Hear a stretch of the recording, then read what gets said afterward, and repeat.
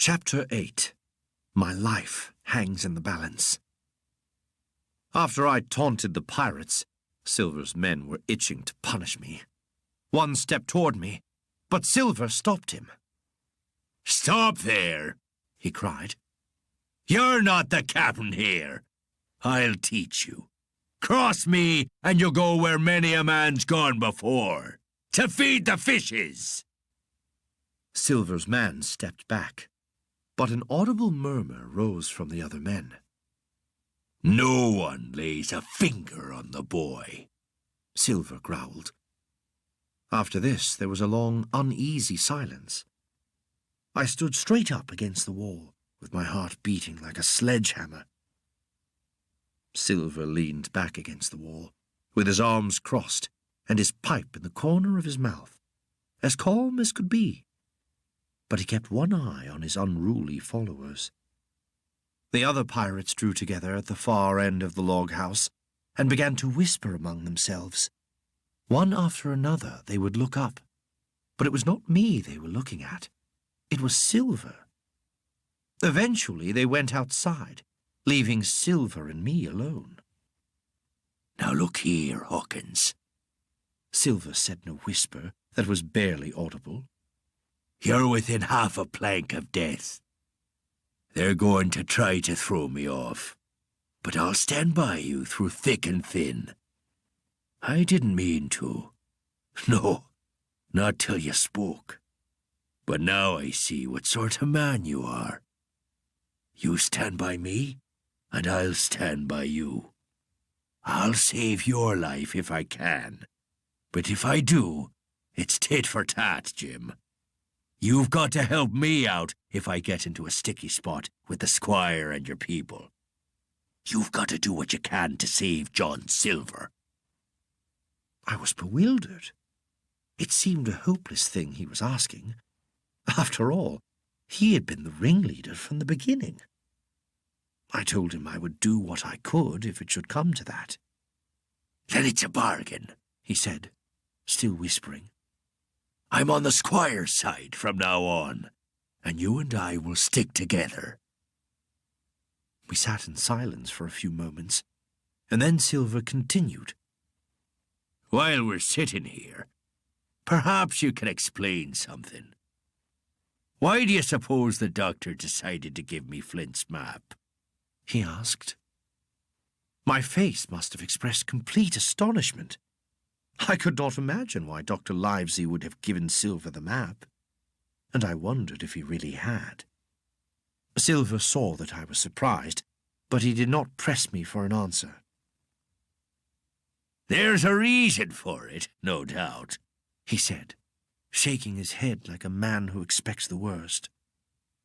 Just then, the door opened, and one of the mutineers stepped in. Or, more like it, he was pushed in by the others. He was visibly trembling. "Don't worry, lad," said Silver. "I won't eat you. I know what's happening." The buccaneer presented a slip of paper to Silver. "The black spot," said Silver. "I thought so. They're fixing to mutiny." Silver didn't waste a second. He called the others in. "Let's hear your grievances," he said. "Then I'll give you an answer." A pirate by the name of George Merry laid out the case against Silver. "You've made a mess of this cruise, John," he said. "You let the enemy out of this here trap for nothing. Then you wouldn't let us go after them. And on top of it all, you insist on protecting the boy."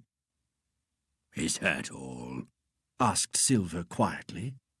"I'd say that's enough," retorted Merry. "Well, now look here," said Silver. "I'll answer these points, one after another. I'll answer 'em. I made a mess of this cruise, did I? You all know what my plan was. And if we had stuck to it, we'd have been aboard the Hispaniola this night. Every man of us alive. And the treasure stood safely in the hold.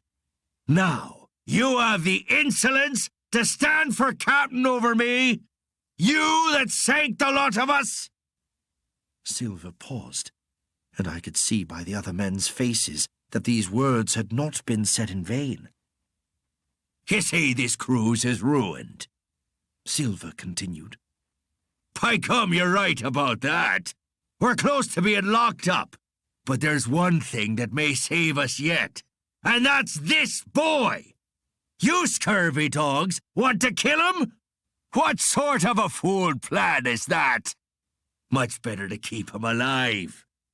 Maybe you didn't know that there's a rescue boat coming to get these gentlemen, but there is. And when that boat arrives, you'll be glad we have a hostage to bargain with. Silver spat on the ground and went on. And as for why I made a bargain with the squire, well, look here. As he spoke, he pulled the map out of his pocket. Right here's why I done it. I looked and saw that it was the map with the 3 red crosses, the one I had found in the captain's sea chest. Dr. Livesey really had given it to Silver. But why? I could not imagine. The other mutineers were stunned too. They leaped on the map like ravenous beasts. It was passed from hand to hand, one tearing it from another. And by the oaths and the cries and the childish laughter with which they accompanied their examination, you would have thought they were fingering the gold itself, already loaded safely on the ship. Yes, said one. it's Flint's writing, sure enough. Then there's hope in it yet, exclaimed another. Mighty pretty, said George Merry. but how are we to get away with the treasure now that the ship's gone? How are we supposed to get away? Silver barked angrily. You ought to tell me. You and the rest had lost me my schooner. But no, you can't. You haven't got the invention of a cockroach. You lost the ship. I found the treasure. Who's the better man? By thunder, I resign. You can elect a new captain if you fancy. I'm done with it. By this point, the men had changed their minds. it was the map that convinced them. Silver! They cried. Silver for captain! John Silver forever! So that's the tune, is it? Said Silver. Well, George, I reckon you'll have to wait another turn. Here, Jim, here's a curiosity for you. He handed me the paper the men had given him. I saw that one side had been blackened with wood ash, while the other displayed the word deposed.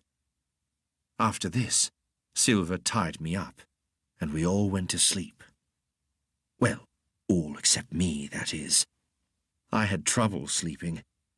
As I lay in the darkness, I thought of the man I had fought that afternoon, and my perilous position.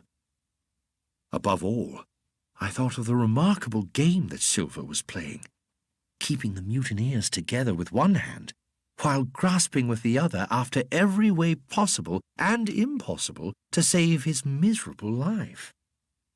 He himself slept peacefully and snored loudly, yet my heart was sore for him, wicked as he was, to think of the dangers that surrounded him and the shameful fate that surely awaited him.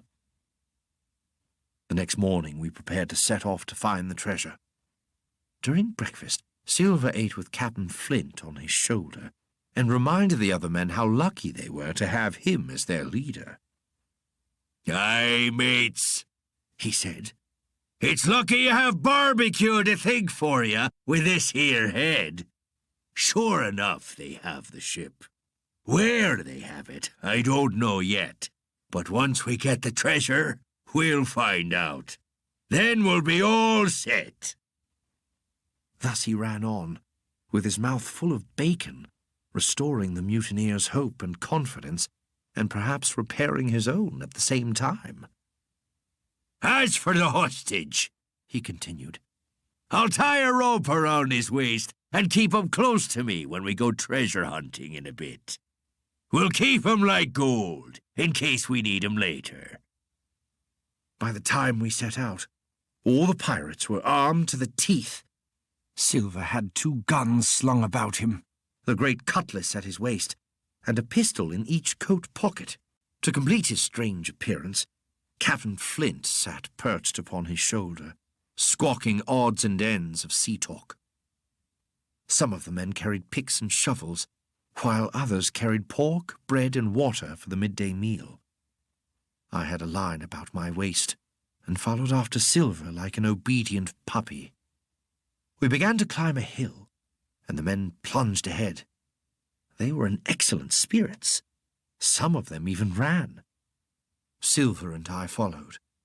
I, tethered by my rope, and he ploughing through rocks and gravel with his wooden leg. We had gone about half a mile when one of the men gave a cry of terror. We ran forward and saw a skeleton on the ground. George Merry bent down to inspect the bones. He must have been a seaman, He said. for these scraps on his bones are bits of quality sea cloth. Aye, Said Silver. you wouldn't find a bishop here, I reckon. But what sort of a way is that for bones to lie? It ain't in nature. The dead man lay perfectly straight, with both arms raised above his head like a diver. We stood and stared at the skeleton for a minute, before Silver broke the silence. I've taken a notion into my old skull, He said. I think this poor fellow is a pointer.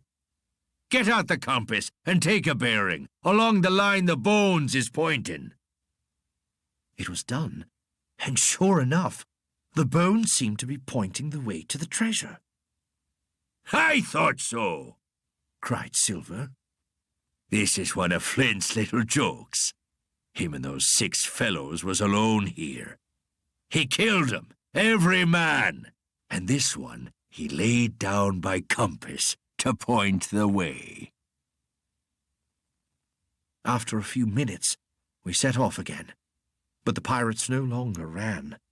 They kept side by side and spoke softly. The terror of the fallen buccaneer had dampened their spirits. When we reached the top of the hill and saw the spyglass before us, Silver took bearings with his compass. There are 3 tall trees, he said, and they are in the right line.